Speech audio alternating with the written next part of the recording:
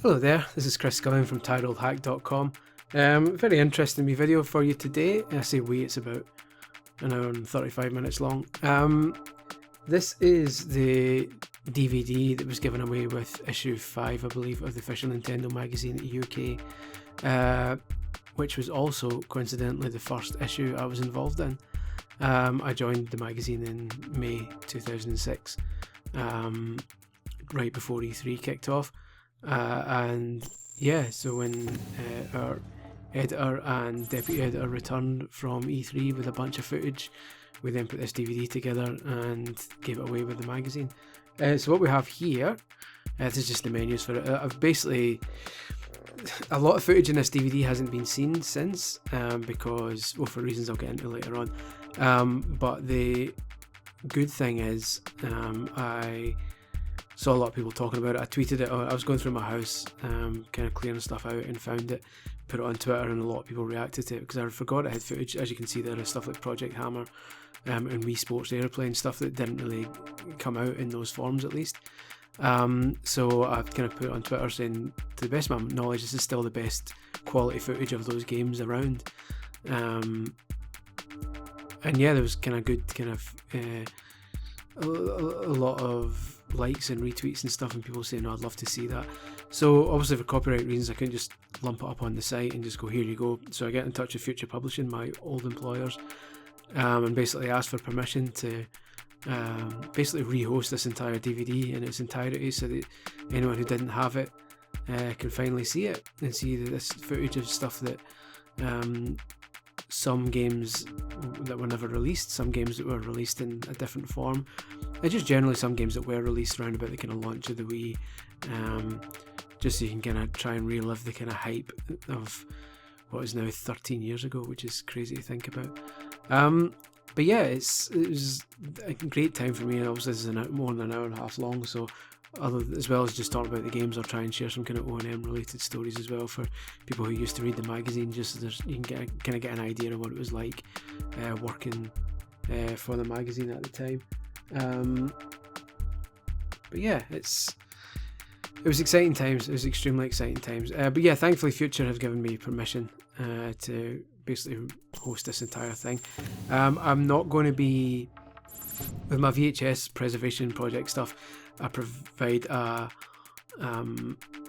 version with commentary and a version without commentary. For this one it's going to be commentary only, I'm afraid. Basically just the terms of the agreement with Future. Future don't want anyone else kind of uploading this and putting it online, and if I do a non-commentary version, anyone can just leap on YouTube and just rip it. And I don't want to put thumbnails over it or anything like that. It should be kind of presented as was, visually at least.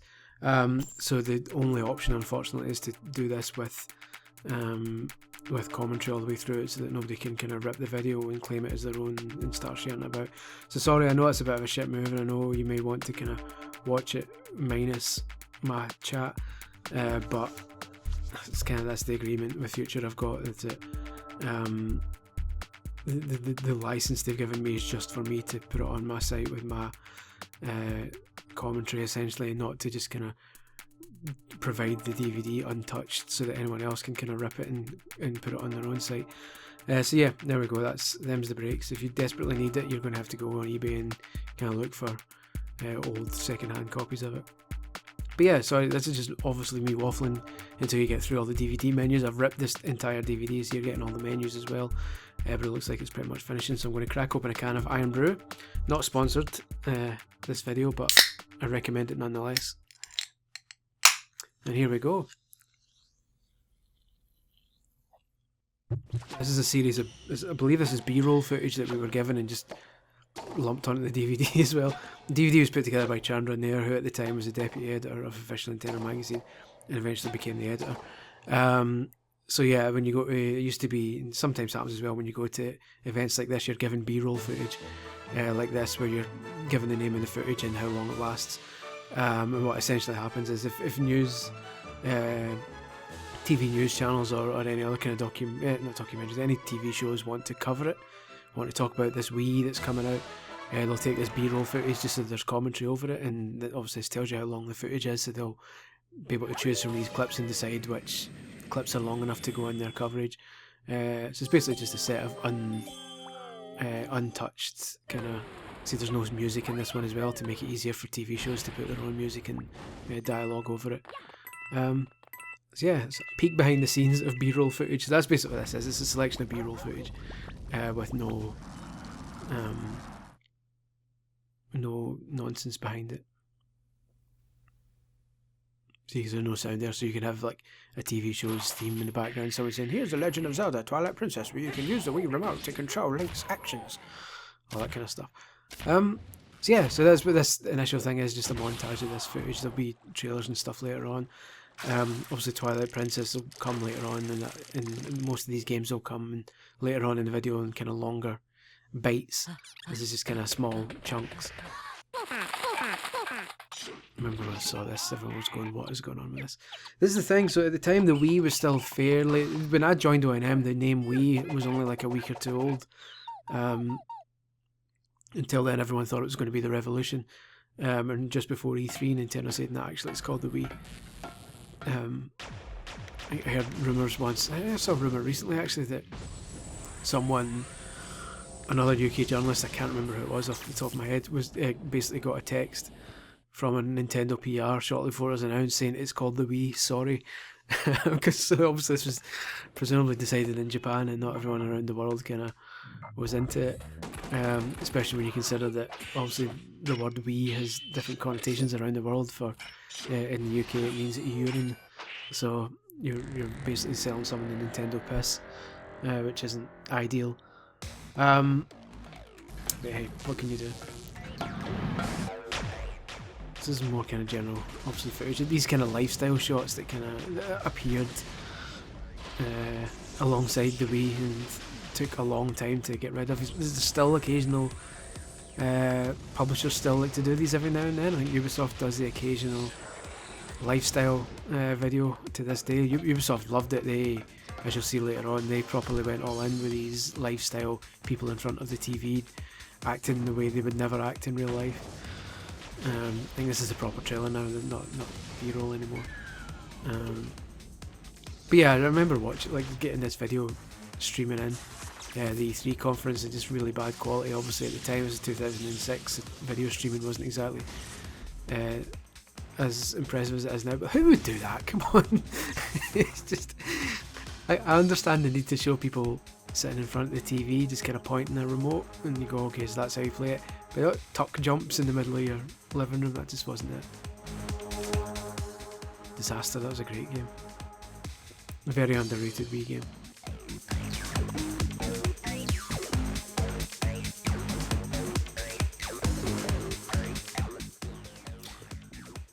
You'll notice if you rewound back there, that was really badly written. It said SpongeBob SquarePants Breacher from the Krusty Carb or something like that. It's just spell mistakes all over the joint. Ah, there it is, one of the greatest games ever made. Still praying for that Switch remaster. And that was the first moment that they kind of revealed that the remote had a speaker in it. It was always kind of, I can't remember if before the kind of Revolution controller had a speaker as well. This is certainly the first time they showed one of the things the speaker could do. Was hearing the coins when Mario collects them. Although I'm not sure that, I can't remember if that happened in the actual final game. I want to say Mario Galaxy didn't have a speaker, the coin sound coming out the speaker when the game finally came out. Maybe because the speaker quality wasn't so good. There's the last half decent Tony Hawk game.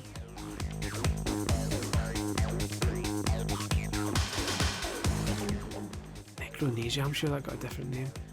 Excite Truck, we'll be showing more Excite Truck later on as well. I loved Excite Truck. That was the big launch game that I played more than anything else, believe it or not. Zelda aside, obviously. Oh no, this was controversial. The Red Steel trailer was really controversial because it never looked anything like the final game. Like, this is all... Pretty sure this is the trailer? Yeah, this is all bullshit footage.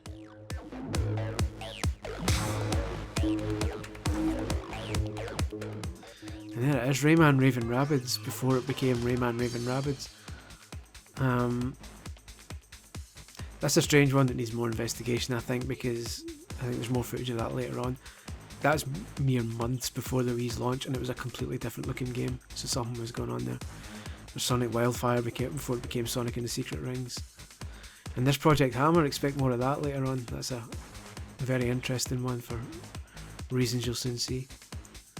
A bit of One Piece.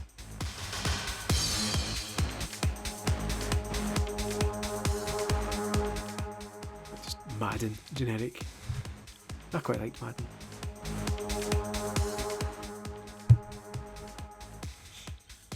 I remember when I joined Future, joined ONM, various editors' eyes lit up when I said that I liked American football games, because I got the impression that was sort of thing that people struggled to get reviews done, because not a lot of people like American football, whereas I do. So I can imagine every time a new Madden game turned up or a new NFL or NCAA game turned up, I imagine there was a lot of kind of worried looks in editors' faces as they realised there was nobody in the office to cover them and to pay a freelancer to do it. So I think I saved a lot of money.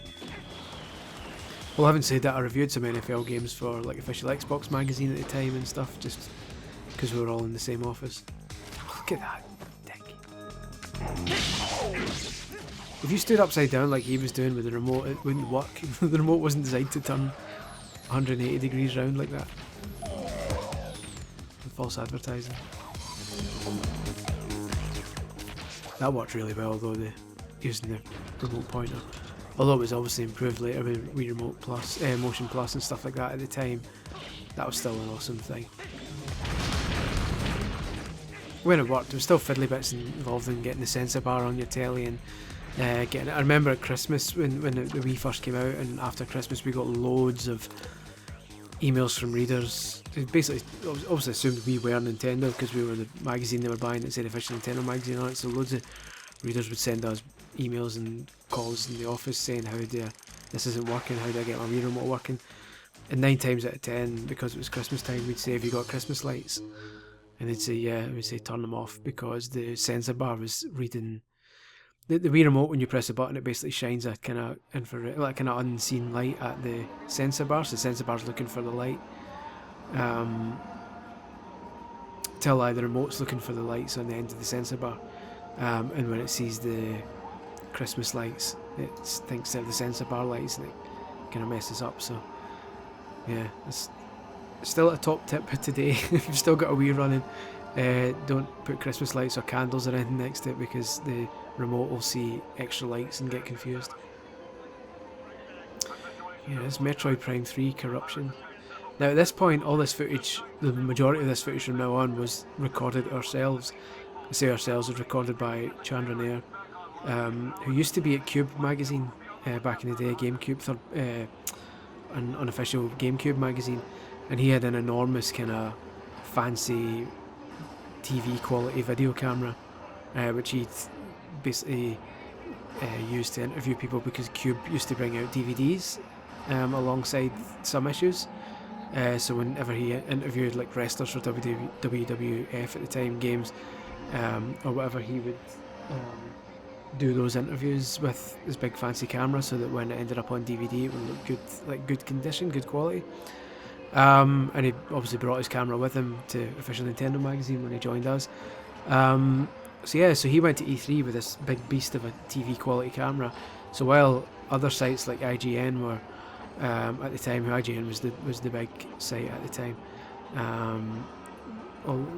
they were basically capturing footage and putting it online, and obviously online in 2006 bandwidth was still, internet speeds were still fairly slow, so video quality wasn't exactly the kind of streaming 1080p stuff you get today. A lot of monitors weren't even 1080p at the time, so our footage was among the best around, because your IGNs and your other websites couldn't bring out a DVD. All they could provide was kind of online video. So the result is this footage, for the most part at the time, was the best looking footage you could get of a lot of these games, including coming up Project Hammer and stuff like Wii Sports Aeroplane. And it's purely because it's filmed off the TV. This is all E3 showroom footage where basically it's a two-man team where Lee Nutter, who was our editor at the time, is playing the games, and Chandra Nair, the deputy editor, is filming. And yeah, so that's why you're getting kind of decent quality footage here of each of these games, and kind of what at the time wasn't very good footage generally. It was fine for the time. Like back then, loads of people went on gaming sites as they do today to get kind of the first video footage of these games from E3, because obviously not everyone can make the trip to America to visit E3, and obviously no one wants to stand in a 4-hour queue to play Metroid for 10 minutes. So yeah, this was around about the time where videos were starting to become a common occurrence on websites during E3. But that said, the quality back then was still far from perfect, because that was just the way the internet was in 2006. Nowadays, obviously, someone can film proper 60 frames a second quality footage. They're allowed to plug their laptop straight into the HDMI, capture perfect footage, and have it on YouTube within 2 hours. But back then, that wasn't so easy. But yeah, Metroid Prime 3, a fantastic game. This obviously didn't come out at launch. This came out a wee bit later. But still a brilliant game. We're still everyone's still eagerly awaiting the possibility of a Metroid Prime Trilogy HD collection on the Switch, which would be fantastic. I mean, the three, they obviously released this Metroid Prime Trilogy on the Wii later on in the Wii's life, where the first two games were given retrospective kind of Wii controls, where you could use the remote to kind of look around rather than the GameCube controller, and that made the game more intuitive to an extent. The first two Metroid Prime games were designed to be played with a GameCube controller, so they didn't really need this sort of free aiming that the third game added, because the third game is kind of built with Wii remote aiming in mind, whereas the first two obviously weren't. So the first two didn't necessarily need remote controls, but it helped. It was nice. Here's Mario Galaxy. Rare footage of the Mario Galaxy demo. There you go. It's a 10-minute demo. You're given 10 minutes and then had to bail.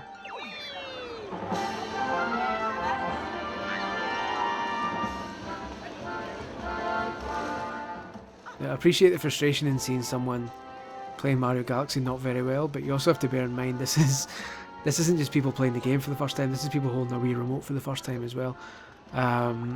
So it's bad enough when you.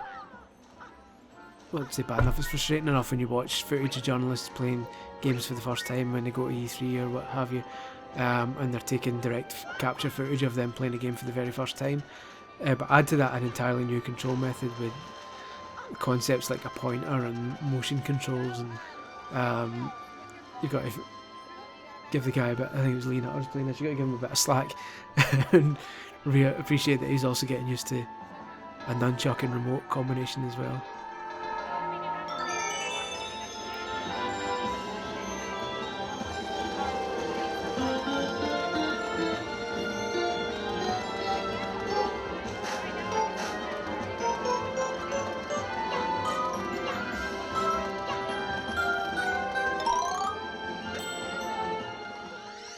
Like a lot of effort for a 1-up.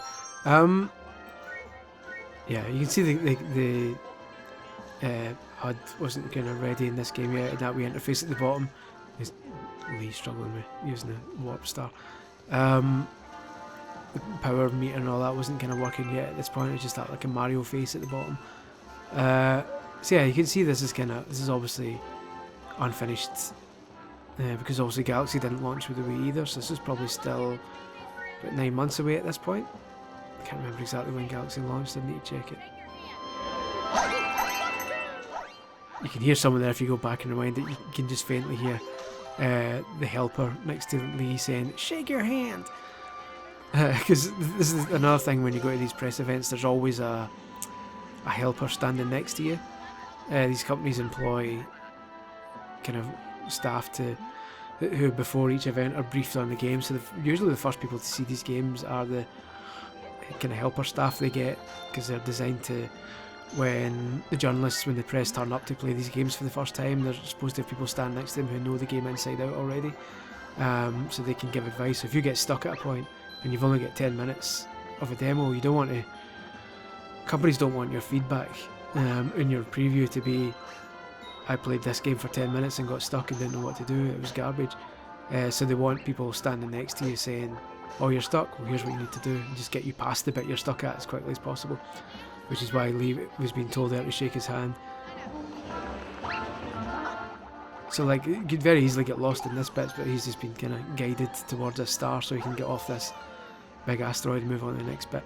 There's an art to being a helper.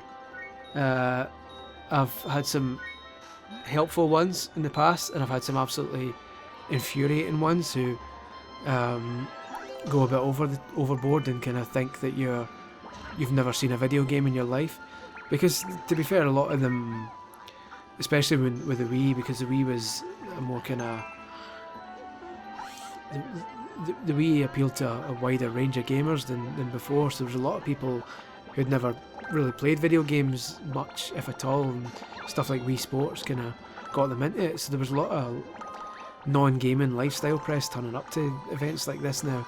Not so much E3 2006, but after that, when the Wii became a kind of going concern to non-gamers. So you would get like people from fitness magazines and Women's Weekly and all this kind of stuff turning up. And so, with that respect, the kind of helper people employed were probably briefed that, we can't assume these people are all gamers. If it was an Xbox conference or a PlayStation one, you've got to imagine most people know how a controller works. But back then, they kind of had to suss out whether the press is gaming press or kind of lifestyle press, who maybe weren't necessarily familiar with the Wii too much, or gaming in general. So it's a different kind of vibe to when you were going to events to cover Wii stuff, because you'd get a lot of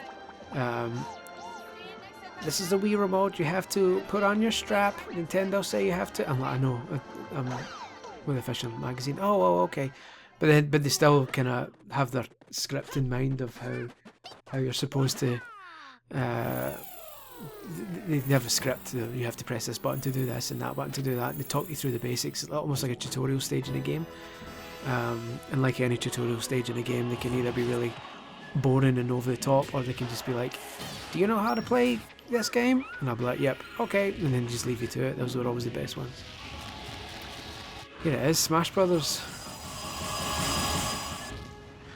This trailer wasn't actually shown at the E3 conference. This was shown after E3, after Nintendo's E3 conference. There was a kind of developer roundtable the next day, I believe, where Miyamoto and all the other kind of Nintendo bigwigs sat up on a table, and there's loads of kind of journalists kind of sitting around a Q&A session, and they showed this trailer as part of that. So people didn't know. Pretty sure it's the case. People didn't know Smash Brothers was coming yet until the next day. I need to double check that. I'm pretty sure that's the case. But yeah, exciting times. And also the kind of reveal at the end with Snake was a pretty big deal too.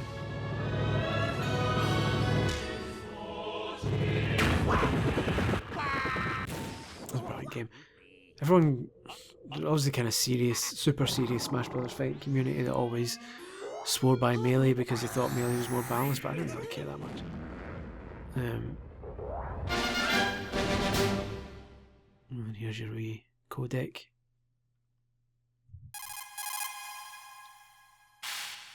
Snake, 忙しいところすまないが、ビッグニュースだ。なんだ、また無茶を言うんじゃないだろうな。君は大乱闘スマッシュブラザーズを知っているかね。ああ、任天堂の。実は君に出場の招待状が届いているのだ。お、スネーク、参加してみる気はないか。I love how they put in the main game they recorded so many Snake and Colonel kind of dialogue. It was fantastic. 偵察？うん。一体何を？敵を知ることこそ勝利への近道だからな。ショータイムだ。Perfect. Here's someone else, I'm not even sure who this is playing the game. I think Chandler was just wandering about with his camera and just filmed a random guy playing it. Final Furlong. I don't remember ever playing this. I'm not even sure if it ever came out, did it? It must have done in Namco. Ah, the early days.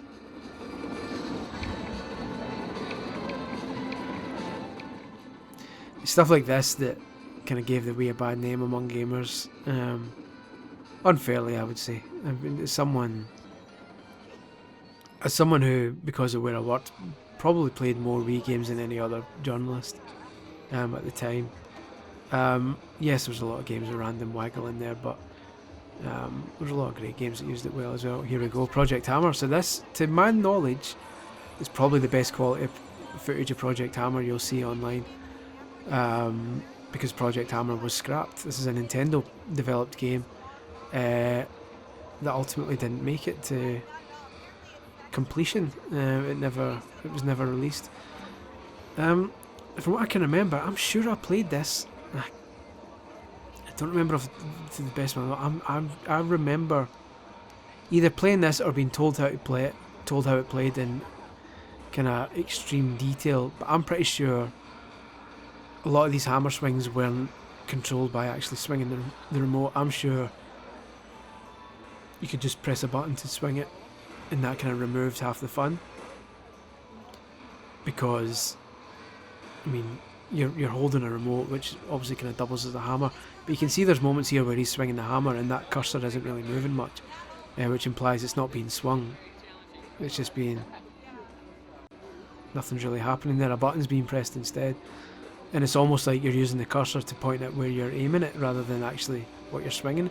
I don't know if that was to prevent fatigue. It's almost as if you're pointing at where to swing it rather than using the remote to swing instead.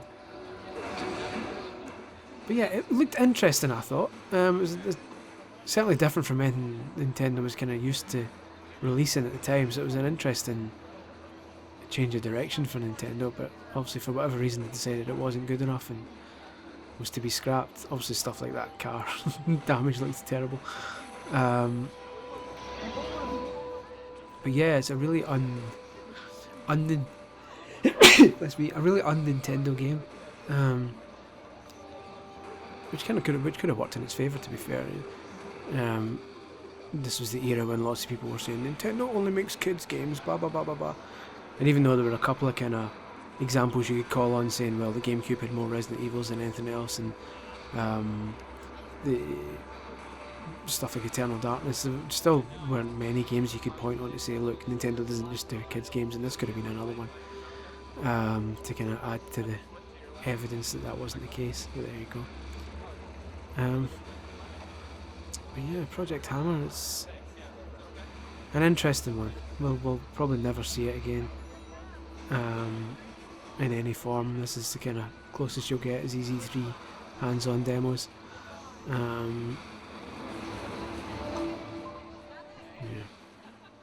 And there you go. There it was.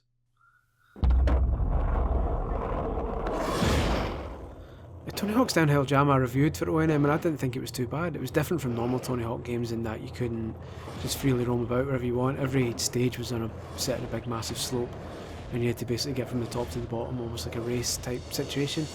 You ready? Yes, and I quite enjoyed it. A lot of people were down on it because they were expecting another Tony Hawk basically, and they didn't get it. This is basically a skateboarding racing game rather than your usual skate around wherever you want and build up combos and everything. I still enjoyed it though. I mean, not as much as fake Matthew Lillard's enjoying it here, but it was decent. It reminded me of, I think the reason why is on a personal level, it reminded me of a PlayStation game called ESPN Extreme Games, and a sequel to Extreme and 3 Extreme. In that you could kind of go on a skateboard or a luge or something like that, and you could basically go down and punch enemies as you were racing them. And it's a cool enough game, but yeah, If you can find it cheap, have a look at it. I don't know what's going on with these dark bits.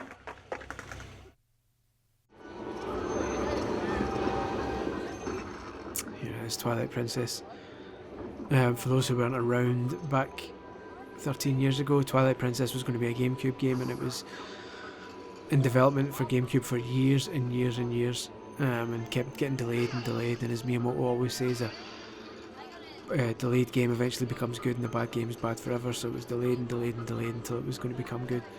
And then yeah, we got to this stage where as the Wii approached, it then became revealed that Twilight Princess was actually going to be the last ever, I believe the last ever first party GameCube game and the first party Wii game. So it was the last GameCube game and the kind of launch Wii game, and you could buy it on whichever format you wanted. And obviously the GameCube version became obscenely rare. Not obscenely, you could still get it for like 70-80 quid, because they made hardly any. And GameCube was dead at that point anyway. Whereas the Wii version was pretty common, because pretty much everyone who bought a Wii on day one, who wasn't buying it just for Wii Sports, bought Zelda as well, because Zelda was the game. And it was fantastic. I think this is before they flipped it, because to the best of my knowledge, Link became right-handed. It's 13 years ago, you're going to need to bear with me. I'm winging this video. I wanted it to be kind of my own reactions rather than me kind of doing loads of research. I thought it would be more kind of natural that way. Now I'm sure the GameCube version had Link left-handed because Link was always left-handed, and in the Wii version they changed it to make him right-handed because most people were right-handed, and when they swung the Wii remote they wanted it to look like it was mimicking your actions, and so the GameCube version of the game was flipped horizontally. So the games are the same but were basically flipped on the horizontal axis. So I'm sure this was changed before launch to make Link right-handed instead of left-handed. Something to double check, but I'm sure in one of the games he was a lefty and one of the games he was a righty, and I'm pretty sure in the Wii game he was right-handed. I'm going to look that up just now because that's annoying me. Because I remember there was a big deal about that. Some people said they were Zelda diehards and were going to buy the GameCube version because that was the right Link.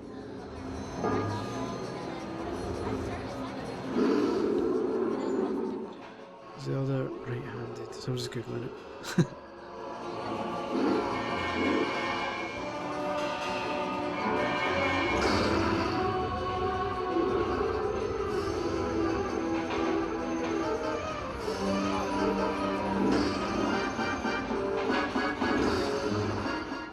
Yeah, true enough. The GameCube, I was right. The GameCube version was the left-handed one.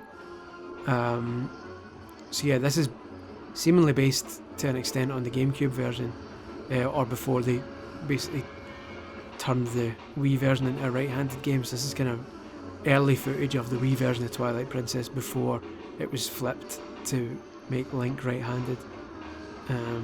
So there you go. Rare footage.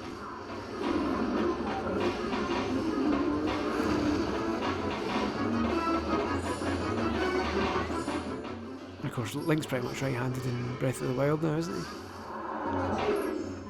I think from this point on they just thought, stuff it, no one cares.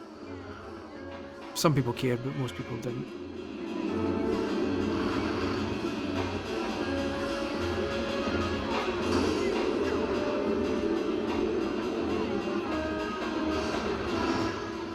But yeah, this is a fantastic game. Didn't really get as much love as others. I think it wasn't really until they re-released it. Again, you're going to have to bear with people playing this badly. I don't think it was until they re-released it as Twilight Princess HD on the Wii U where people started going, actually this was a really good one. A lot of people said they liked it, but there was a lot of kind of critics as well who were like, nah, this isn't as good as Wind Waker, and some of these Zelda games tend to need a period of time where you can get to kind of stop and think about it for a bit before you realise that they were good. Because remember when Wind Waker first came out, people were like, "Nah, I'm not having this." And it was only years later that people started saying actually Wind Waker was brilliant. And I think it's the same with Twilight Princess. At the time, at the time it came out, people were like, this is too dark, this is too this and too that. Not as good as Wind Waker. And then when the HD one came out, people were like, actually Twilight Princess was really good. I don't think people are quite there yet with Skyward Sword. Maybe if they do a Skyward Sword HD remaster, people will play it and go, actually Skyward Sword was good. There you go, indeed.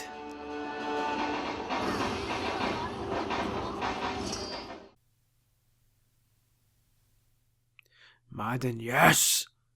Now you're talking. It's in the game. Never mind Zelda.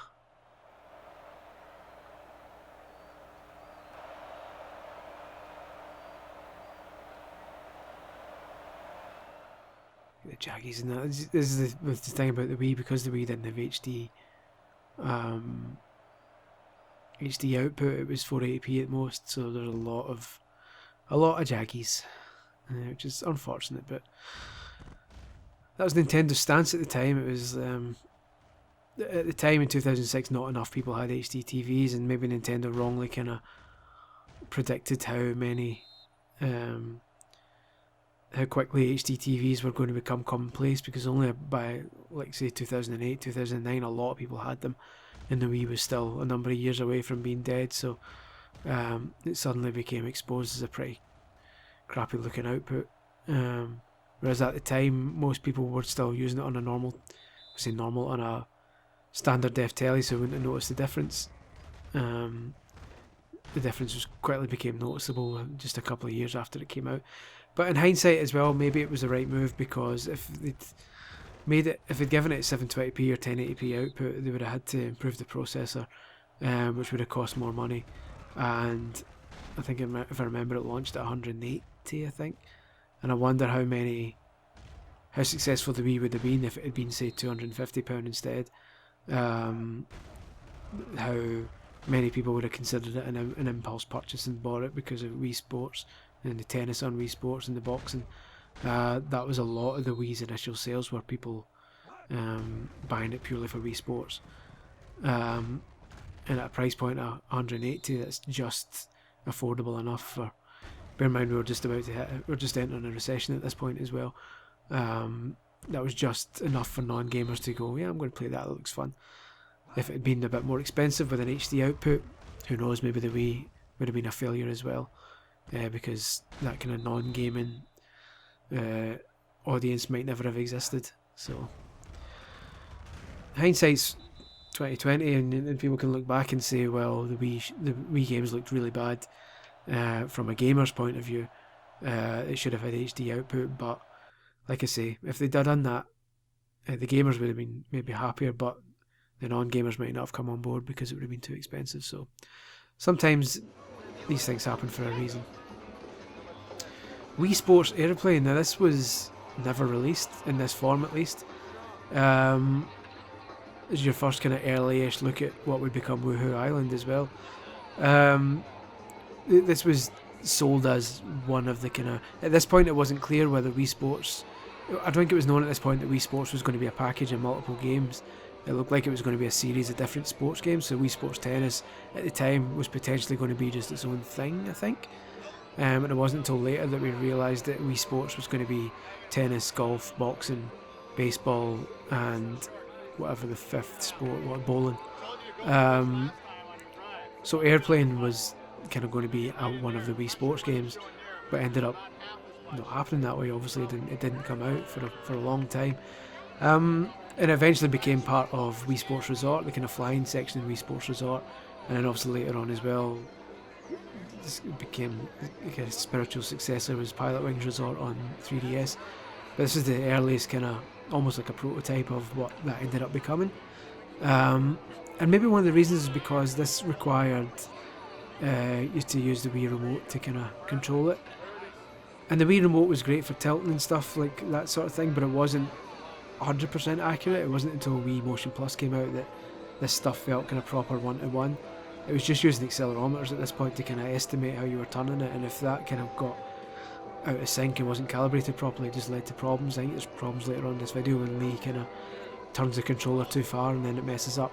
So you wouldn't be able to properly do like full barrel rolls or anything like that, because when you turn the remote upside down it becomes confused and doesn't really know what's going on. Whereas Motion Plus, you turn it upside down, it still knows it's upside down. So that may be one of the reasons. It may be frustrated controls that maybe led to a lot of people going, nah, stuff this isn't ready yet. The Wii Remote's good, but it can't do everything. There's another game like this at the time, Wing Island, which is, I want to say Namco, but I'm not entirely sure. So here's Lee using it with the Wii Remote. So yeah, this demo was basically involved flying through rings. Speed up. And you can see he's moving the remote and the plane's moving the same way, but it's not entirely one-to-one, so he's moving it and sometimes it's not really reading his motion properly because it's not designed to read kind of fast motion like that. Very nice. Now these other planes flying around. See, it's flying quite erratically when he's...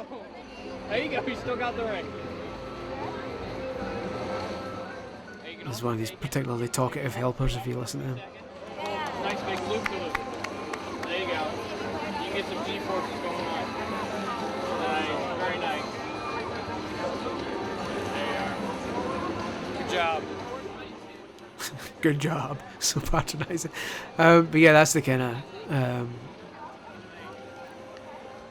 general essence. It's, you could tell, well, look at this, it was cool, the controls worked, but it wasn't perfect. So you could do the loop, you just kind of point upwards, and that's the kind of really early Woohoo Island. Like I said, they obviously gave a lot more character to this island by the time Wii Sports Resort came about. There's a kind of early version of the city that's in the middle of Woohoo Island.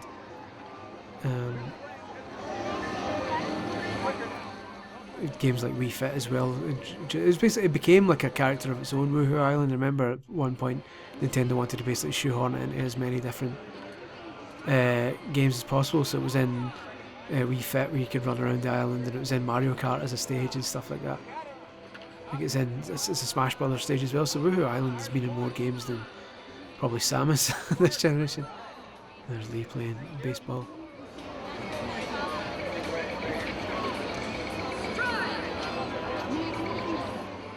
We used to play this footage constantly in the office just to slag him off because he missed so many. This is obviously the early days of Wii Sports where people didn't realise that you could just kind of flick it and get the same result. At this stage, people were under the impression that the Wii Remote was kind of like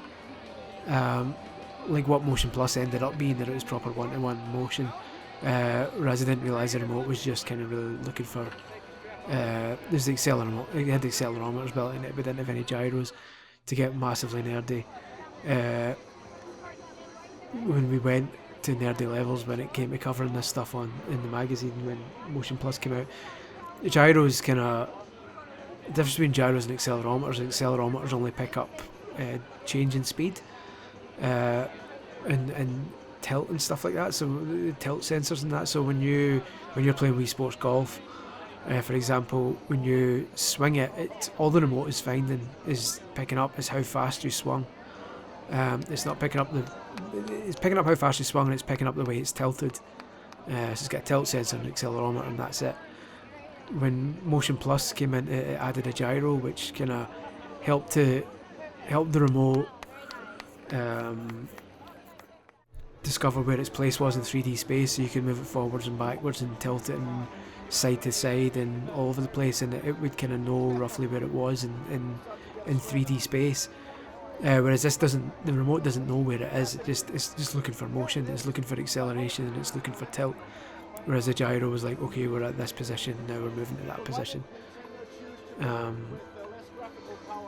So the remote worked in terms of this. Like again, like you could properly do a massive tennis swing to play Wii Sports Tennis, or you could just sit in a chair and flick your wrist really briefly, and it would still pick up the same acceleration and work exactly the same way.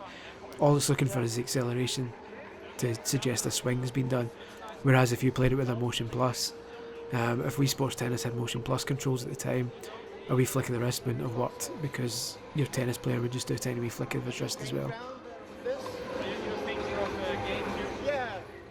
But at the time, it was an illusion that worked really well. People didn't know that. People didn't kind of break open the Wii Remote's abilities until it was kind of the Wii was out, and we were interviewing more developers, and they were telling us the kind of ins and outs of how it worked. And here's the early kind of promo for Rayman Raven Rabbids. This is when the Rabbids were first revealed. Welcome to E3. Michael Ansel. Unfortunately, it was impossible for me to be with you here in Los Angeles. As you know, we are working very hard on Rayman 4. It's quite a big and very important project. But I decided to take a few seconds, to present you the story, the characters, and all the new features that will be in Rayman 4. First of all, the big feature will be the fact that you got this. Very good, Mikhail. This is the one that I'm curious about because, like I say, this was 2006. This was summer 2006, and the Wii came out in November 2006 in the UK, I believe. Maybe December in the... I can't remember, it's so long ago. This is so different from the game that came out just 5 months later. So what was going on? Because at this point, there's no chance in hell the game looked like this in Ubisoft's offices, because you can't create an entirely new game with 5 months to go. So something was going on here. This gives the impression that the Rabbids were baddies, and you were playing as Rayman and had to defeat them. And we even wrote a preview. The following issue of Official Nintendo Magazine, issue 6 or 7, I wrote a full preview based on the information we've been given, that this was a 3D platformer where you're playing as Rayman again. There was Rayman 4, Rayman Raven Rabbids, where you were Rayman. You could put on different costumes and fight the Rabbids, and there's all these kind of loads of Rabbids. You're looking at it now, there's no way that we could have handled that. So what happened? What is this footage? Because this is nothing like there's Rayman. Like, the final game ended up being a minigame collection, which Rayman was barely in. Let alone this, you don't fight Rabbids in it. So like, what is this? This is a total non thing. This was never released in any form. Look at that. That's a proper 3D platformer there, riding on spiders and everything, flying around on birds. And just 5 months later, Rayman Raven Rabbids was released, and it was a completely different game. Look at this acting. Look at all this. Didn't exist. Never existed. So I'd love to know at which point... What's going on? I'd love to know at which point Ubisoft scrapped this idea and went with the minigame collection, because with the greatest... I mean, I've seen some people on Twitter saying that wouldn't be possible, but there's no chance. There's no way in just 5 months they could have created an entirely new minigame collection, especially considering the Wii Remote was a new thing and developers were still finding their feet with it. Upon a time, without wishing to cast aspersions, you got to imagine Ubisoft had already decided this was a minigame collection, and they were still selling Rayman as a 3D platformer at E3, even though they had no intentions of releasing it as one. And that's my guess, and again, that's not leveling accusations, but that's my take on it. Here's Elebits, which was these creatures were called Elebits, renamed LEDs and were blessed with for mysterious powers. Europe. They It's quite a cool wee game. Fire and light. And since then, You could basically roam around with it was almost like a light gun shooter, but you didn't basically shoot bullets. You had to but you know what? find these wee creatures hidden. And that's all I said. You're just getting that teaser bit. You had to go around basically opening drawers and stuff in houses trying to find these wee electrical creatures. Here's Bomberman Land, one of the low points in Bomberman's history, when Bomberman just became a minigame collection. Even at this early stage, it was starting to become a wee bit clear that minigame collections were going to become the Wii's thing. it wasn't massively obvious at this point, but because there's only a couple of them. Good start. But it was still like, this is odd. This is, especially when Raven Rabbids turned out to be minigame collection as well. People were like, oh, I wanted a Rayman game, not a bunch of minigames. And then, oh, I wanted a Bomberman game, not a bunch of minigames. This is the kind of early signs of maybe the Wii is going to be developers just trying out a bunch of ideas and seeing which ones stick. Even games that weren't minigame focused had minigames kind of chucked in, like I would say Monkey Ball. Monkey Ball already had minigames on GameCube, but stuff like Sonic, the second Sonic and the Black Knight just had loads of like a party mode chucked in for no reason. Were really bad minigames that they could have just not bothered with. Just One Piece.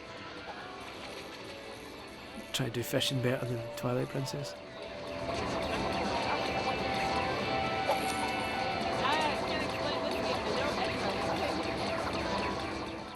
Never actually watched any or read any One Piece, so this is kind of lost on me. I'm not too sure if fishing is a integral part of the One Piece experience. But there you go.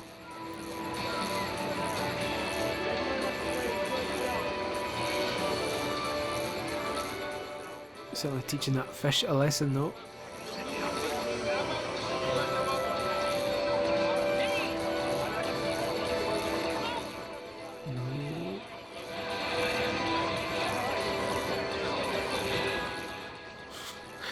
I can just imagine what this was like, struggling with that Wii remote.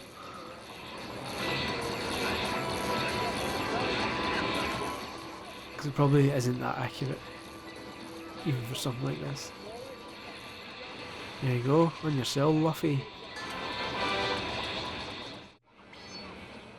Here it is, Excite Truck. A massively, massively underrated game.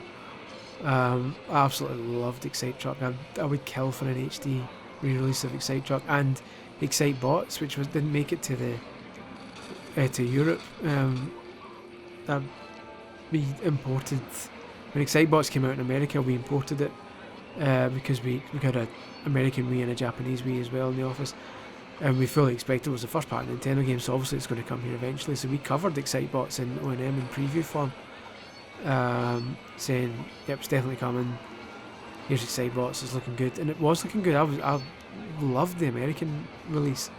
I'll probably do a video of it in Tidal Hack at some point. And just for some reason it just didn't. I don't know if Excite Truck didn't do so well in Europe, and they just decided not to release Excite Bots because it was too weird. Excite Bots was a really strange game. But Excite Truck, it was interesting because it wasn't just a racing game, as Reggie described it during E3 as going behind the wheels of a big damn truck. It was a racing game to an extent, but also you can see at the top there's stars there. You got stars for crashing, believe it or not. You got stars for bumping into enemies. You get stars for doing high jumps. You get stars for doing spins in the air when you jump. You get stars for that running in between trees for some reason. You get stars for morphing the landscape. There were some power-ups that made the landscape morph, and if there's an enemy on a bit of road that morphed, they would get flung up into the air, and you get stars for that. And the aim was basically not just to win the race, which obviously gave you a big load of stars, but just to race stylishly. And you were then graded based on how many stars you had at the end of the race. Even stuff like landings and stuff. It used really clever use of the Wii remote. The Wii remote was on its side, like a standard like NES mode they called it at the time, I think. It's just sideways, and you're tilting it left and right to turn. But when you're in mid-air, you you tilted the remote to try and make the car land on four wheels, and you got more stars for that. And it's just brilliant. It was a game that kind of relied on, its emphasis was on you driving cool as hell the entire time. It wasn't just racing dirty just to get to the end. It was like you had to, every time you did a jump, if you wanted the highest score, every time you did a jump you'd have to do a cool wee spin, or any time you got past an enemy you had to plough into them, and any time you turned a corner you had to drift through it and stuff. And it was just, I loved it. It was a proper, the last kind of exciting off-road based game I've played, with the exception of maybe some of the MotorStorm games. Look, there's you flinging them up into the air. Loved it. Absolutely loved it. I would kill for another Excite Truck, or even just the original one in Excitebox re-released in HD form on the Switch. I would adore that. But as it is, it seems like that's a series that's dead now. Obviously it was intended to be a spin-off of Excite Bike, but it seems that Excite Bike is it's been dropped off the wrong way as well. It's obviously the sign of the demo being weird. But yeah, I loved it. It was. If you see a cheap copy of Excite Truck about and you've still got a Wii, I heartily recommend it. It takes me a while to get used to their controls and learning what the remote's looking for, but once you do, it's spot on. Now, is this the Red Steel trailer that was bullshit, or is this the legit one? Because Ubisoft brought out a Red Steel trailer that was completely fake. This might have fake elements. Basically, the character animation was so unrealistic, and it did stuff that the real game didn't do. It made it look a lot better than it actually was. This might be the fake one.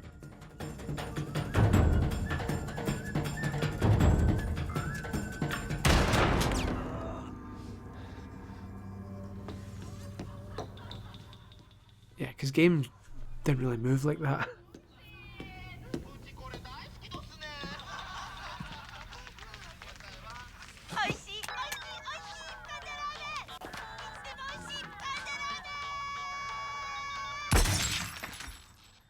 Making a big deal of the fact you could turn your gun, which was quite cool at the time, to be fair.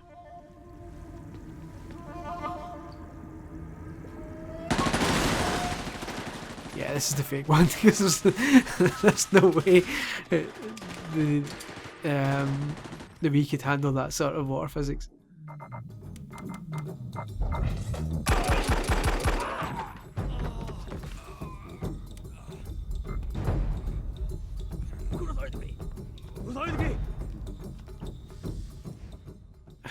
See, elements of it were there was like an honor system where you could decide where to kill people or not, but you couldn't gesture with a gun just to say "on you go, mate" and stuff like that. So lots of it was just lies.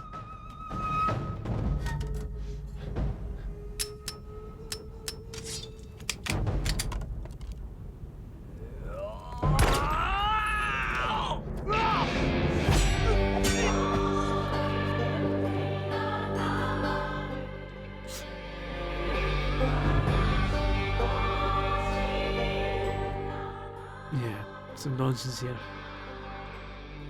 It wasn't like this, basically.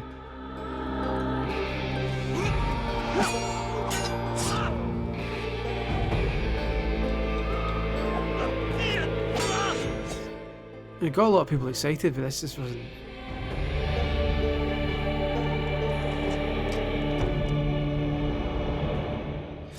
I'd still enjoyed Red Steel. Red Steel got a bit of a bad rap at the time because it had quite a few bugs in it, which, to be totally honest, I didn't see when I played it. It's just one of those things when you're reviewing a game, if you don't come across bugs, you can't report on them. And then when it came out, loads of people got bugs in the game and saying, "Oh, what about the bugs?" Is like, well, fair enough, when a game comes out and hundreds of thousands or millions of people are playing it, you're going to find bugs quicker than one man playing a game, but I can only report on what I played, and mine's worked well. Here's Sonic Wildfire, which became Sonic and the Secret Rings, but not until much later. We even did an ONM cover on it, still calling it Sonic Wildfire because that was it at the time. So another one that divided people. I quite enjoyed this one, but you had to really get used to how it worked, because Sonic couldn't stop in it. He was constantly running and you tilted him with the remote. So it was an acquired taste, basically.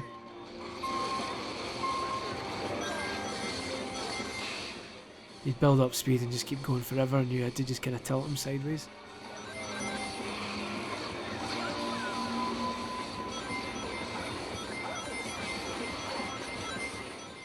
I quite enjoyed it, but the jumping was a bit ropey, but other than that. It looked nice enough. For the Wii, it was quite a pretty game. It was one of the best looking Wii games, I would say.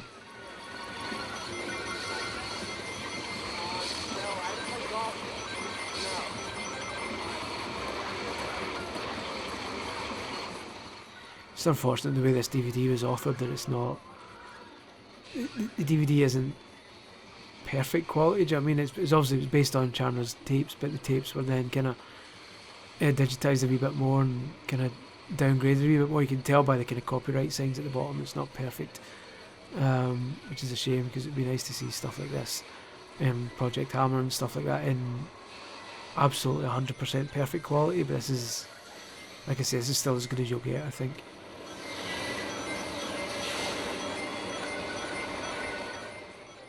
Also the fact that DVDs at the time, well, most DVDs anyway, ran at 25 frames a second in the UK, so that's what you're getting here. So any games that ran in 60, you wouldn't really get, you wouldn't, like Mario Galaxy and stuff, you wouldn't get the full the full effect of that while watching the DVD, because the DVD can only handle, well, not that it could only handle, but it only ran at 25 frames a second in the UK.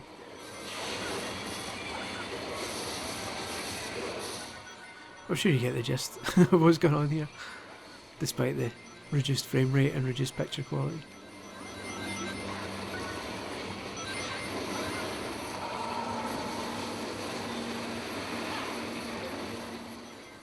It's another cool one. It's another one that I think, if you never played it and you have a Wii or access to a Wii, like you've got a Wii U or something, if you see it cheap, because it will be cheap these days, give it a go, because you might be one of those people who like it, as long as you're kind of...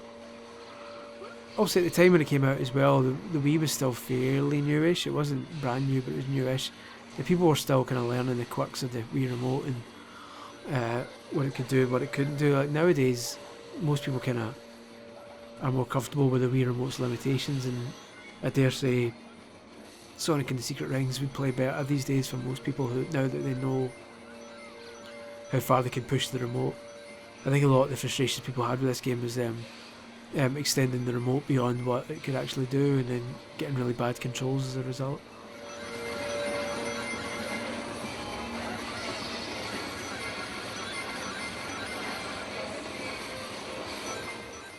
But it was fine.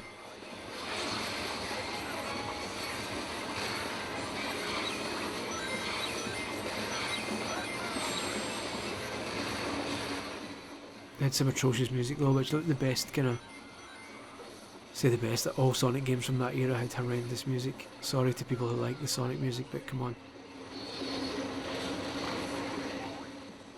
7 Rings in Hand, I believe, was the main theme for this one. I've got memories of Nintendo had this thing called the Wii House. Basically when before they sent out a lot of review codes to people, they basically bought a big house in London that had some like 10 different rooms, a big enormous kind of house, called it the Wii House, and every room had loads of telly set up and loads of Wii's plugged in, like kind of debug Wii's. So when you were reviewing a game, you had to go to the Wii House to review it sometimes. If the code wasn't ready or they only had a limited number of codes, you'd book in a slot at the Wii House and turn up and review the game if it was a game that could be finished reasonably quickly, like Sonic. So I went to the Wii House to review this one. Took me 5 or 6 hours to beat it, but it was like, that final boss was infuriating because people were all... They were watching me and everyone was laughing because the final boss suddenly became really infuriating. And there was like 5 or 6 of us all taking turns to try and beat this boss over and over again and continue. And it was a good laugh, but for the wrong reasons. It's just that final boss is so annoying. And the joy when we beat it. And Takashi Iizuka, who's like the big Sonic guy at the time, the kind of one of the big... He was in the other room and thinking, like, pretty much saying to PR, it sounds like they're loving it, this is great, this is a good sign. Not realising that we're all just laughing at the fact that this terrible boss had finally been beaten. It's like, this is one of the worst boss fights I've ever had. And he's like, oh, it sounds like they love the game. It's like, aye mate, your boss is stinking. Get it sorted. Yeah, the Wii House was good, but it wasn't as good as playing it in the office or playing it in your own home, because there was that kind of pressure that you had to get the game beaten there and then, otherwise your review was going to suffer for it. It was the odd kind of rare occasion as well where I had to actually go to Nintendo's headquarters when a game was in such short supply that they didn't have the Wii House. You had to actually go to Nintendo. They were based in Slough for a while, then moved to Windsor, which is where they're based now. Oh, she's struggling with that. And yeah, that's where I played. That's where I beat Galaxy. Was at Nintendo's headquarters. That was amazing. There you go. I had a Monkey Ball for a while. It'd be good to have a new Monkey Ball game, preferably one without motion controls, because that didn't really work. The motion controls were fine, but the best Monkey Ball games are playing the GameCube controller. You need that stick. It was still fine, but it was awkward to play. I remember they did one with a Wii balance board as well. Was that Monkey Ball Step and Roll? Or what was it was called? That was pretty bad.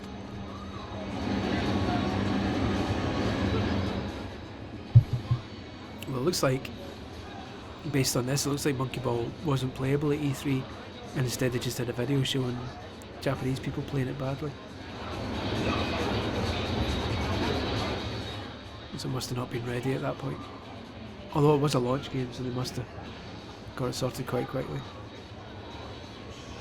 It's just, could they not have picked better footage? It's just people making an arse of it the entire time.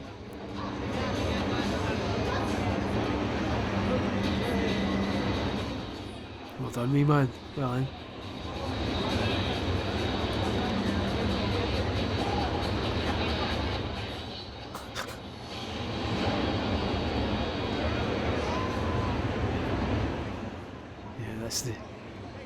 If someone turned that into a GIF, that would just kind of sum up what people thought of the Wii at the time. And like I say, it's a shame. There were lots of clever uses of the Wii remote. Games like Silent Hill Shattered Memories used the remote in a really clever way, using it for phone calls and stuff. And there's a really cool puzzle in Shattered Memories I always remember where you needed a key to get out of a playground, and there was a bunch of tin cans sitting on a table. And you could pick up each tin can and shake it with a Wii remote. And when you found one of the tin cans had the key inside it, when you pick it up and shake it, you'd hear the rattling in the speaker, and it would vibrate a bit, and you turn it upside down, and with the tilt controls you turn it upside down and the key would fall out. Really clever. Stuff like Zack and Wiki, as opposed to Zack and Miri Make a Porno. Zack and Wiki, the quest for Barbarossa's treasure or something like that on the Wii. That was a brilliant use of motion controls. They used Wii Orchestra, which ended up becoming part of Wii Music. At the time, this was just like another kind of tech demo as to how you could use the remote to make music go faster or slower. So at the time, unlike Wii Sports Airplane, this one we didn't really expect would ever turn into anything. It was always just like, what could they possibly turn Wii Orchestra into? And little did we know it was actually the start of Wii Music. This is early Wii Music footage then, before we knew it existed. Playing it really slowly.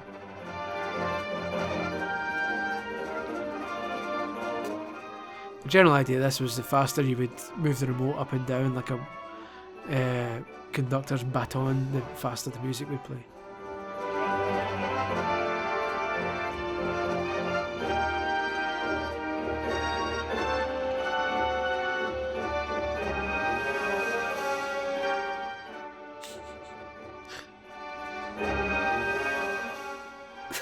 Weird Mii's.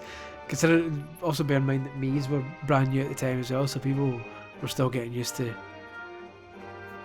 these really weird characters with big heads and circles for hands and no arms or legs.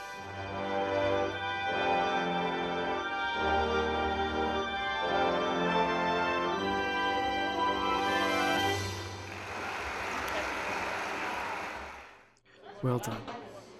Oh, here it is, Wii Drummond.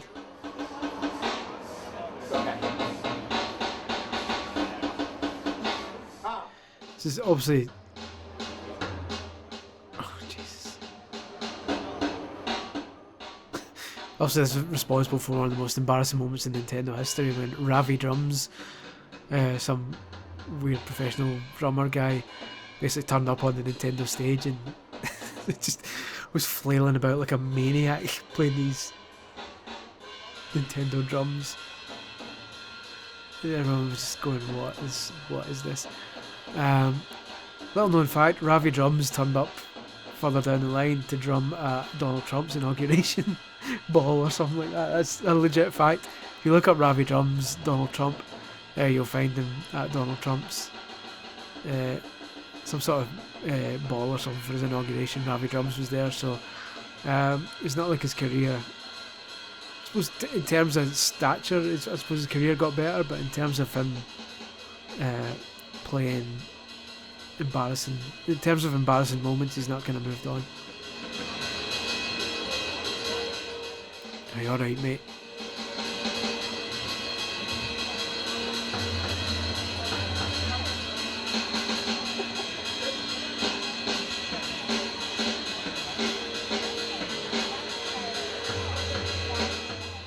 Jesus.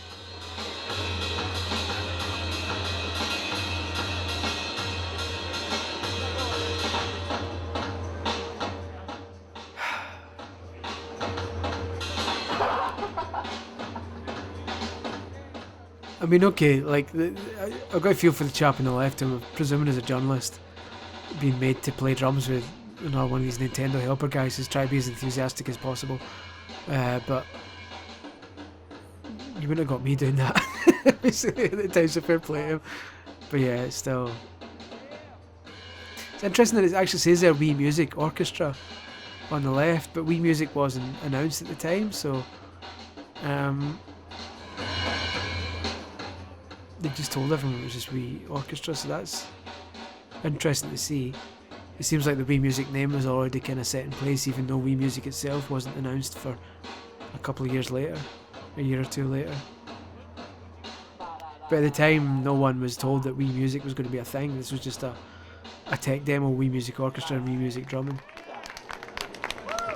Brian Head. Brian Head. And here's the queue, the famous E3 queue. The queue to get into E3 and the queue to get to Nintendo, because everyone wanted to see the Wii, essentially.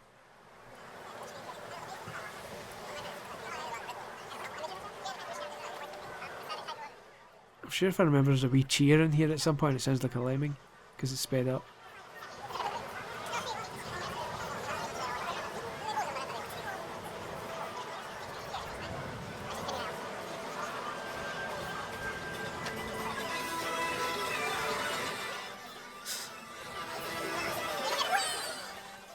There it is.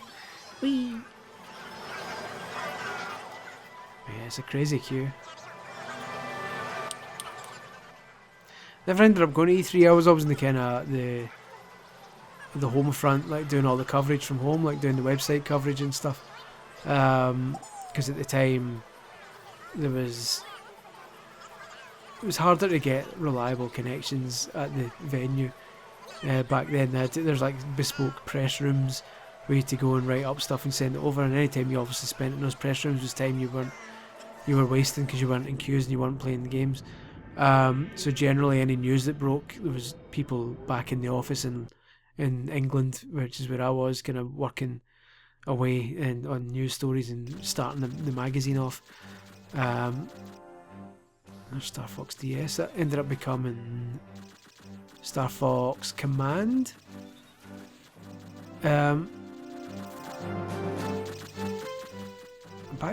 Based on that trailer, it's not immediately obvious that it was a free roaming game. I suppose it is to an extent. So we've moved on, the wee bit's done now, we're on to the DS trailers, which arguably slightly less exciting, but DS was still fairly new at the time as well. I quite like Mario Hoops. This is a Square Enix based, one of those rare things, a Square Enix developed Mario sports game, so there's loads of unlockable Final Fantasy characters in it, which may not be shown in this trailer. I think they'll be announced later on, like mages and Muggles and stuff like that, are all unlockable. There you go. Yeah, so I never got to go to E3. I did go to Gamescom once, and that was pretty exciting. I'd like to have gone at some point, but at the same time, I appreciate it would have been massively stressful. Like, people come back from E3 and they look like the years have been added to their lives because of the amount of stress involved, and wandering the show floor, get these big massive schedule with loads of people interviewing stuff. This is a really cool game. It was a Game Boy Advance one as well, where you use the shoulder buttons to basically act as two hands. You have to grab onto pegs and kind of swing around. It's a really clever idea. I really liked it. Diddy Kong Racing. This was a surprise because, because Rare was owned by Microsoft at this point, and it was like, well, we're never going to get a port of Diddy Kong Racing, and we ended up getting one of the world's shortest clip. I'm sure they tweaked that Diddy Kong Racing because stuff like, I think Banjo or Conker were allowed to be in it because they were properly owned by Microsoft by then. So although Diddy Kong, I think they added Tiny Kong or Dixie Kong. They added some other Kongs to replace Banjo, I believe, and Conker possibly. It's because basically Microsoft didn't want Nintendo to get those characters. They were happy to give them Rare to make the game, and Rare also released Viva Pinata on the DS later on as well. But there you go. Kirby TM.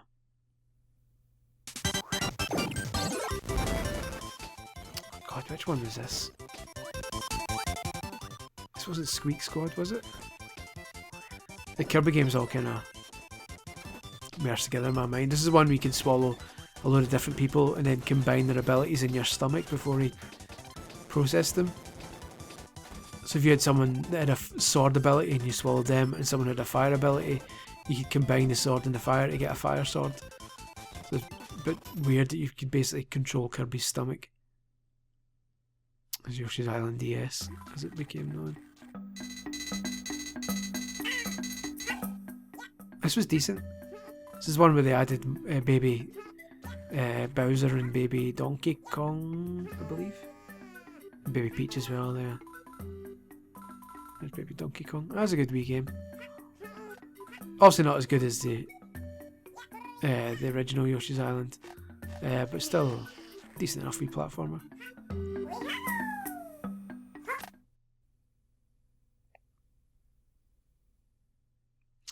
Now, which is this a platformer one or is this a puzzle one? Because Mario vs Donkey Kong series changed a bit. Right, this is more of a puzzle one. I was never too keen on these ones.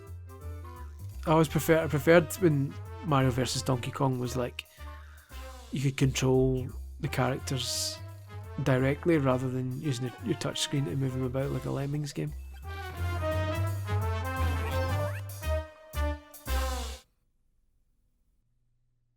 Really short clips. Elite Beat Agent's glorious. If you've never played Elite Beat Agents, you're missing out, although a lot of games have kind of imitated it since. Any kind of games with that kind of mechanic where you tap to the beat or you press a button to the beat and it's a circle that closes like that, they're kind of inspired by Elite Beat Agents. If you can get it on the DS, I heartily recommend it, as well as its Japanese ones, Os Tatsuki Oendan 1 and 2. They're completely different games, so if you play Elite Beat Agents and like it, the two Oendan games are pretty much the same. You don't really need much Japanese knowledge to figure out what's going on. It's the same structure. Big Brain Academy, that was their kind of more colourful take on brain training, or Brain Age as it was known in America. Obviously Brain Training was in Dr. Kawashima's Brain Training was an enormous success for Nintendo. It was basically the Wii Sports for the DS. It was the one that had non-gamers buying the DS because they bought into the idea that brain training would make them smart. So a load of other brain training type games came out on it as well to kind of cash in, including Nintendo doing it themselves with Big Brain Academy. There's early footage in New Super Mario Brothers.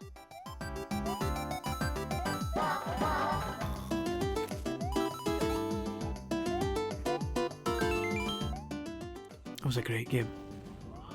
It was so great that they're still dining out on it to this day with the same art style. This isn't the earliest footage though, there was earlier footage than this. This is nearly finished at this point. It used to have a totally different bottom screen, and the mini games are ready at this point as well, yeah.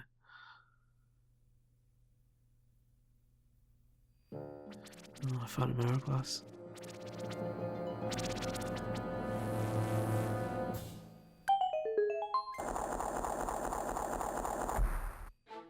It's a cool wee game. It wasn't as good as Spirit Tracks, but a cel-shaded Zelda game on a DS was a pretty big deal at the time. Even though it had some kind of really annoying repetitive bits where you had to do the same dungeon over and over again.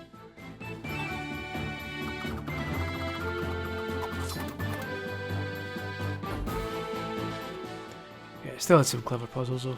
A cool wee game.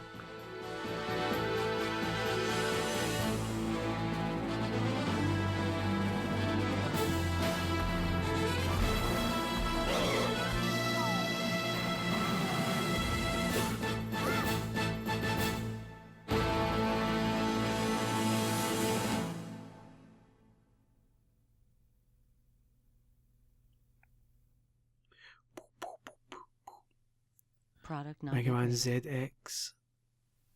I don't remember Mega Man ZX. I don't think I ever played it.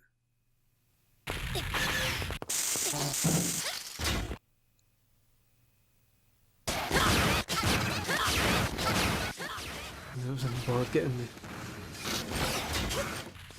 the music ready or anything. Which is strange because, from what I gather, it did that. I didn't play it, but it did come out only a couple of months after E3, so the music should have been ready. This one I'll need to play. It's one of the few Mega Man games I never get around to playing.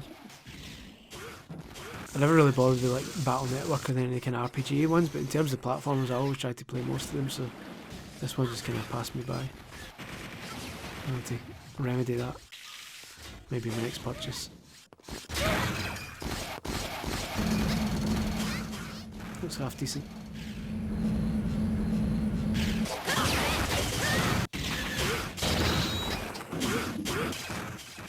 Slightly unfair that it gets a longer trailer than any other DS games so far though.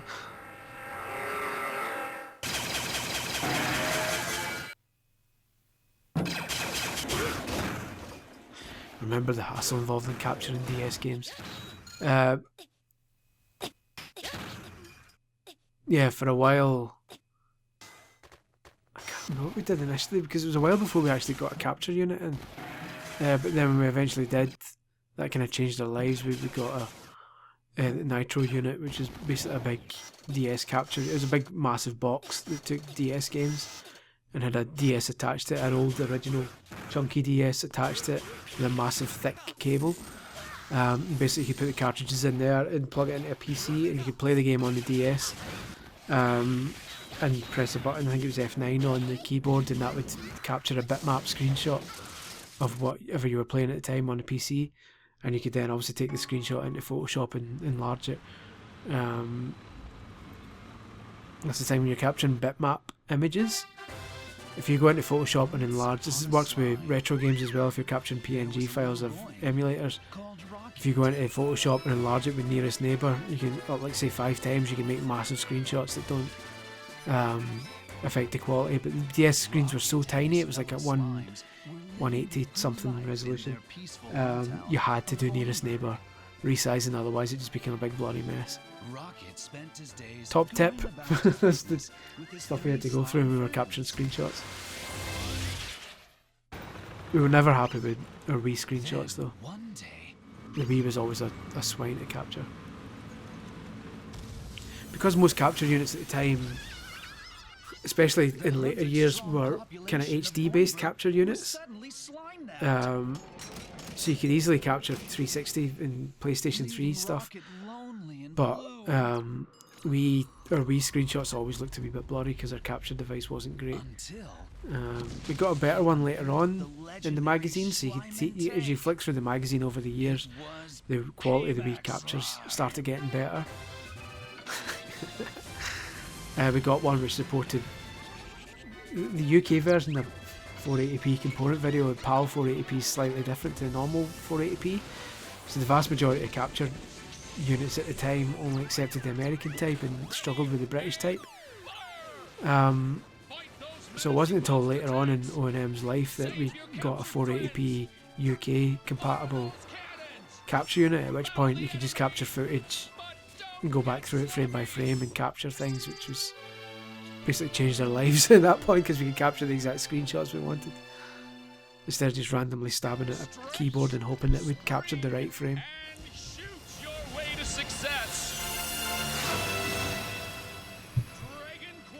Of course, it's nowhere near as bad as it was back in the 90s, where they physically had to take photos of the TV screen.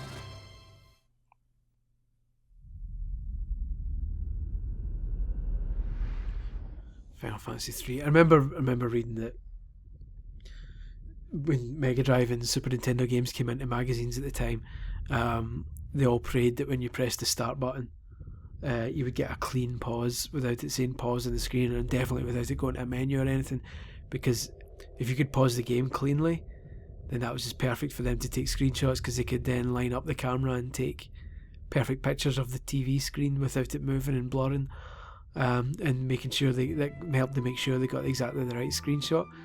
Because obviously then as well, when you took photos back then, you had to then go and get them developed, so you didn't even know if you had the right screenshots until you went and got them developed. So that would have been an interesting time.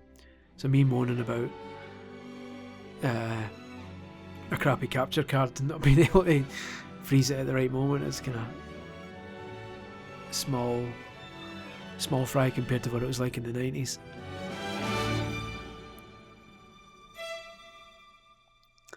Lovely wee cutscene there, in a resolution higher than the DS could handle.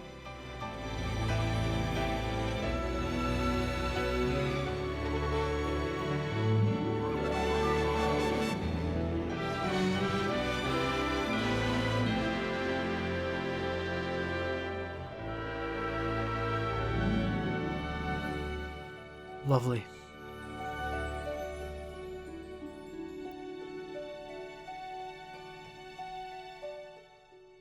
Remember when we used to get, when DSiWare became a thing, and obviously when the 3DS came later on, that became a bit of a nightmare for capturing as well, because sometimes we'd get download codes, especially with stuff like DSiWare, and because Nintendo notoriously you weren't able to transfer over to another system, if we got codes in for a DSiWare game, we had to basically capture it on our grabber, redeem it on our grabber, and play through the entire game sat next to that PC. So you couldn't, if I was reviewing a game, a DSiWare game, I couldn't take it home with me and play it because I couldn't redeem it on my own DS, because I wouldn't be able to capture it then. I wouldn't be able to get it on the grabber DS.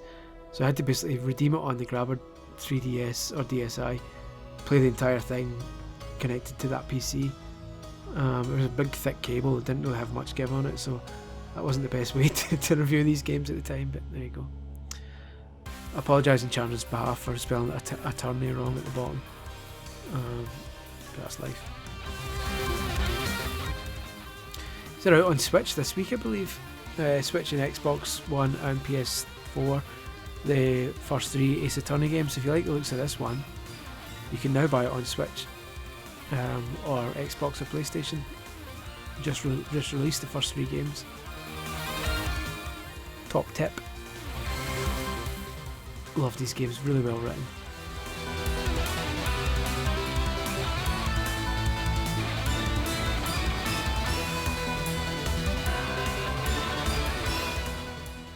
The music's a bit dramatic though.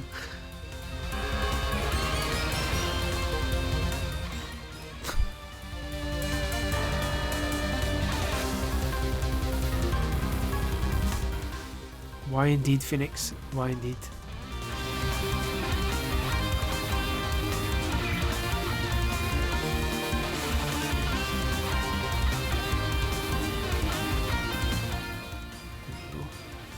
Take that.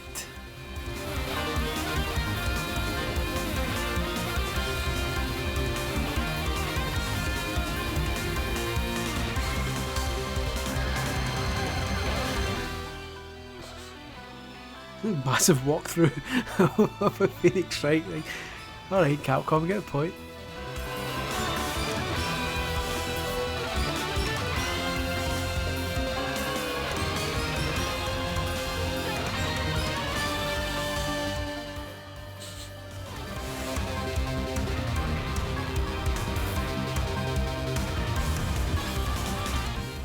Not just that, they're pretty much showing like one of the most important bits.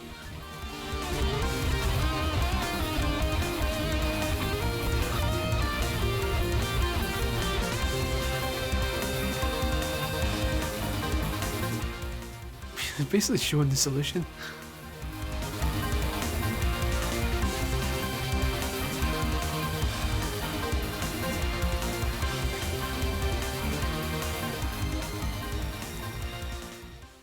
Alright, Capcom point made. You came to LA this week. Here we go, highlights of Nintendo's conference. It's only like 5 minutes of highlights, but you'll get the point, the general gist. There's Reggie. What you'll see from Nintendo is not just next. Instead, it's what's absolutely new. What we're unveiling is the next leap in gaming to a place where playing is no longer just about looks. It's about the feel. Where it's no longer confined to just a few. It's about everyone. And most of all, the next leap is not about what you see, because what you see is not always what you get. The next leap is about playing, because playing is believing. To be fair, they nailed it. Do you know what I mean? Change begins here with a new console, just as it already has with a new handheld. To let me explain, let me begin with what I'm guessing are a few of the main questions on your mind. First, the system. Why did you make it so different? And by the way, how much will it cost and when can I get it? Oh yeah, and what's the backstory about that name? Well, indeed. And finally, what about the games and which developers are on board with us? As many of you know, Nintendo's way is to challenge conventional thinking, not just for the sake of doing things differently, but to do things better. We from Nintendo means just what it sounds like. We. It's the sound of inclusion, the sound of every gamer you know and every new gamer who's going to join us. It's a giant leap for gaming, for everyone around the world. It's the sound of the future. That's why we're hard at work on new franchises to expand our portfolio. And we like to give you 3 early previews this morning. First up is Excite Truck. Most of This is his big damn truck. But what you won't recognize is the method of control. Remember how you always tilted the controller like handlebars when you played Excite Bike? Well, now you're holding the steering wheel of a big damn truck. And the terrain deforms beneath you in real time. This feels like driving. Next, isn't it just fun to bash things? In Project Hammer, swing the controller and the bad guys get nailed. Please welcome our Senior Vice President of Marketing and Corporate Communications, George Rest in Harrison. peace. Oh, not that George Harrison, sorry, different one. Look at that. Yeah, it's weird. Fair play to them. They said right from the start our aim was to get non-gamers, and they did it. In just a few weeks, the newest handheld sensation arrives here in America. Nintendo DS Lite. It's smaller, lighter, and brighter than the original. And if the Japan experience is any teacher, it will be even more popular than the original. Yeah, it's sold out. The Lite sold out for months and months in Japan. Sweepstakes with our good friends at AOL to choose the first player in the world to get This is his or stupid. her hands on the Basically, controller. they got a guy up on stage to play Wii Sports with Miyamoto. And he's put the name inside an envelope, just like it's always done up here at the Academy Awards. Now, please join me in welcoming Mr. Shigeru Miyamoto with the announcement of the final sweepstakes winner. Big door opens up, Close Encounters. There's Big Trinan.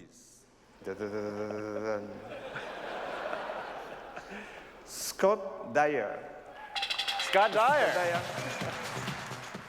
Your arse up there, Scott. Remember that name? Congratulations. Nah, I don't, I'm only kidding. Mr. Miyamoto. He didn't do anything. So yeah, that's pretty much it. The DVD's wrapping up at this point. Only a minute left of Scott Dyer playing Wii tennis with Miyamoto, like a couple of numpties. But yeah, it's... Usually what I get involved. Maybe this year I can just take the names and you can kick the, you know. Your hand through the strap. Yes, of course. That is my job. Wow. And there's our winner. Yeah. It's still good going back and watching So we've got the good old Mr. days like that. Miyamoto and his partner But on yeah, that there we side. go. That's pretty much the DVD in a nutshell. If there's any demand for it, I'm quite enjoying watching this week conference, but I'd happily go through old conferences and kind of do commentary on the site if anyone wants. Please do let me know in the comments if that's something there's an interest for. I've seen some other YouTube channels have started doing that, so As you can see, this is a it quick seems to short be a thing version now. of So the if anyone wants me points to kind of go and back you through lose. these and give my Let's see if insights our, into what it was like covering them at the time, I'm happy to executive do team so. here can make a comeback. But otherwise, that's the DVDs. I hope you've enjoyed it. I hope it's kind of teleported you back to the time of of 2006, summer of 2006, when the Wii was a new thing and quite exciting, and DS was riding high. And yeah, hopefully you enjoyed it. Thanks very much for watching. Please do visit titlehack.com for more of this. I've got a VHS preservation project where I've been going through loads of old VHS tapes and trying to get them preserved digitally before they all rot, and before all the tape in them all rots and we kind of lose this footage forever. So yeah, please do check that out. If you can't find them on the site, just Google Tired Old Hack VHS preservation and it'll turn up as a top result on Google. But yeah, other than that, please do the usual like and subscribe and share this video if you liked it and you want other people to see the Project Hammer and Rayman 4 footage and stuff like that. But other than that, I'll catch you later with some more gaming goodness. Cheers guys, bye bye.